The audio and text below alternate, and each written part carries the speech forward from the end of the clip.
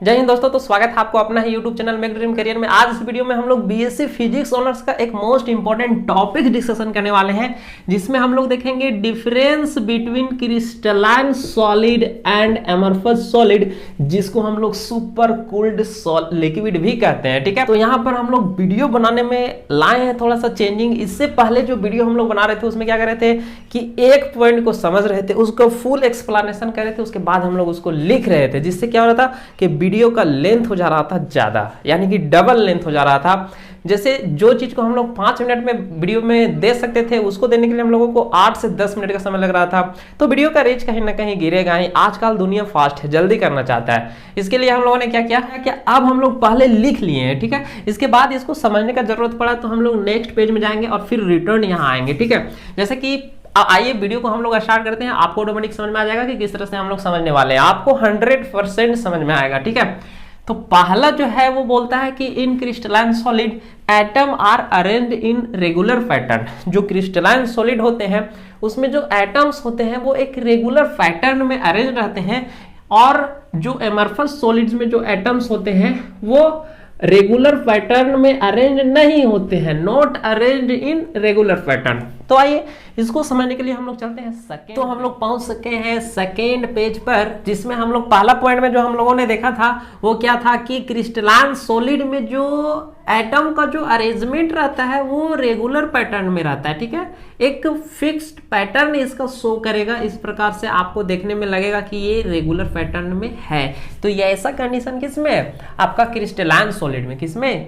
Crystalline solid में। लेकिन अगर बात करें हम लोग एमरफस सॉलिड का, लेकिन अगर पहला पॉइंट हम लोग बात करें एमरफस सॉलिड का, तो बोलता है कि इसमें जो अरेंजमेंट होता है एटम का वो रेगुलर पैटर्न में नहीं होता है। कुछ इस प्रकार से आपका देखने को मिलेगा, कोई रेगुलर पैटर्न आपको इसमें देखने को नहीं मिलेगा, ठीक है। जहां इसको तितर बितर आपका ये रहेगा। तो ये हो गया हमारा क्या? Arrangement of atoms in amorphous solid, और ये हो गया हमारा arrangement of atom in crystalline solid. तो चलिए अब हम लोग वापस जाते हैं, हम लोग दूसरा पॉइंट को डिस्कशन करते हैं। दूसरा पॉइंट क्या है? They possesses large range order of atoms. ये जो है वो लार्ज रेंज को पोजेस करता है, रखता है, लेकिन एमरफस सॉलिड जो है वो शॉर्ट रेंज को रखता है। तो इस बात को भी आइए हम लोग सेकेंड पेज पर, जिसमें हम लोग देखेंगे क्या कि इसमें जो ऑर्डर रेंज रहता है वो लार्ज रहता है, लार्ज ऑर्डर रेंज रहता है आपका क्रिस्टलाइन में। ऐसे आप देख लीजिए 4 एटम दिख रहा है यहाँ पर आपको छोटा सा, लेकिन इसमें क्या है कि ये पूरा का पूरा दिख रहा है आपको। अगर हम लोग इस तरह से ले तो देखिए यहाँ भी दिख रहा है आपको, ये लार्ज है, बहुत दूर तक है। इसको थोड़ा सा हम लोग गड़बड़ा दिए, नीचे बना लेंगे। लेकिन ये अगर हम लोग एमरफस में बात करें तो देखिए यहाँ आपको 3 एटम तो दिख रहा है, लेकिन इसके बाद इसका ऑर्डर चेंज कर गया, शॉर्ट हो गया, ठीक है। यहाँ भी दिख रहा है इस तरह से, यहाँ पर आपका फिर डिफरेंट हो जा रहा है। यहाँ पर आपका 3 यहाँ भी दिख रहा है, 3 यहाँ भी दिख रहा है, लेकिन क्या है कि इसका शॉर्ट रेंज ऑर्डर है इसका, ठीक है। इसको अनंत तक हम लोग बढ़ाएंगे तो एक फिक्स पैटर्न ही मिलेगा, एक रेगुलर पैटर्न ही मिलेगा, लेकिन इसमें रेगुलर नहीं, कुछ दूर तक मिलेगा, उसके बाद फिर वो गड़बड़ा जाएगा उसका, ठीक है। तो ये था हमारा दूसरा पॉइंट। चलिए अब हम लोग तीसरा देखते हैं। तीसरा क्या है? These solids have sharp melting point, यानी कि शार्प यहाँ पर कहने का मतलब है कि फिक्स्ड, ठीक है। शार्प कहने का मतलब क्या? फिक्स्ड मेल्टिंग पॉइंट होता है। क्रिस्टलाइन सॉलिड का जो मेल्टिंग पॉइंट होता है वो फिक्स्ड रहता है, यानी कि मान लीजिए कि कोई ऐसा सॉलिड है जिसका मेल्टिंग पॉइंट है वो 80 डिग्री सेल्सियस है, 80 डिग्री, तो वो हमेशा 80 डिग्री सेल्सियस पर ही मेल्ट करेगा। लेकिन एमरफस सॉलिड में वैसा नहीं है। एमरफस सॉलिड में क्या होता है? These solid have not sharp melting point, यानी कि एक कोई हम लोग सॉलिड ले लेते हैं एमरफस सॉलिड का, और उसका मेल्टिंग पॉइंट मान लीजिए कि अभी 30 डिग्री सेल्सियस है, लेकिन फिर कभी हम लोग करेंगे तो वो 40 हो सकता है, या फिर घट के 20 भी हो सकता है। मतलब फिक्स नहीं रहता है, हमेशा चेंज करते रहता है, ठीक है। तो ये जो मेल्टिंग पॉइंट है इसका वो शार्प मेल्टिंग पॉइंट नहीं होता है, ठीक है। उम्मीद है ये तीसरा समझ में आ गया होगा। चलिए 4 नंबर हम लोग देखते हैं। 4 नंबर क्या है कि दे आर एनिसोट्रोपी इन नेचर। एनिसोट्रोपी कहने का मतलब क्या कि सेम फिजिकल क्वांटिटी रहेगा, लेकिन वो अलग अलग डायरेक्शन में अलग अलग हो जाएगा, डिफरेंट डिफरेंट हो जाएगा, ठीक है। लेकिन एमरफस सॉलिड के केस में वैसा नहीं है। अगर फिजिकल क्वांटिटी सेम है तो ऑल डायरेक्शन में सेम ही रहेगा, किधरों से वो पास करेगा वो सेम ही रहेगा। चलिए इसको हम लोग समझते हैं सेकेंड पेज में जाकर के। चौथा पॉइंट जैसा कि हम लोगों ने देखा उसमें क्या बोल रहा था कि ये हमारा आइनिसोट्रोपी है, ठीक है, आइनिसोट्रोपिक। और ये जो हमारा है वो है क्या? आइसोट्रोपिक, तो इसको हम लोग अभी डिटेल में हम लोग अभी समझने वाले, ठीक है।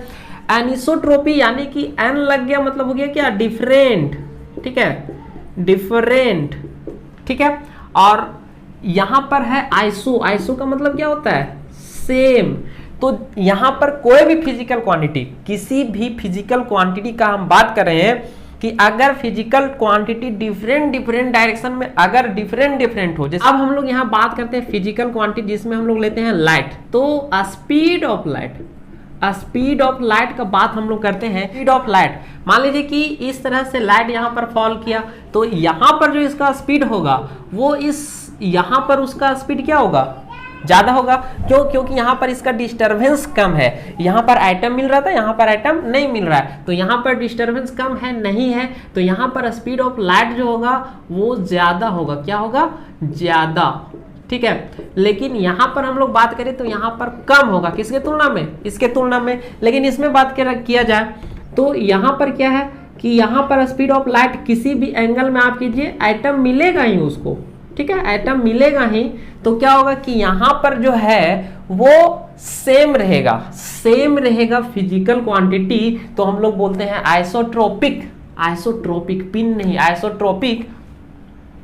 और अगर डिफरेंट रहा फिजिकल क्वांटिटी डिफरेंट डायरेक्शन में, तो उसको हम लोग बोलते हैं एनिसोट्रोपिक, ठीक है। तो उम्मीद है समझ में आ गया होगा। चलिए अब हम लोग जाते हैं फर्स्ट पेज पर। उसके बाद आइए हम लोग पांचवा देखते हैं। पांचवा क्या है, they are treated as true solid. तो क्रिस्टलाइन सॉलिड को हम लोग ट्रू सॉलिड के रूप में हम लोग ट्रीट करते हैं, लेकिन एमरफस सॉलिड को हम लोग एज ए ट्रू सॉलिड हम लोग इसको ट्रीट नहीं करते हैं, ट्रू सॉलिड के रूप में हम लोग इसको ट्रीट नहीं करते हैं, ठीक है।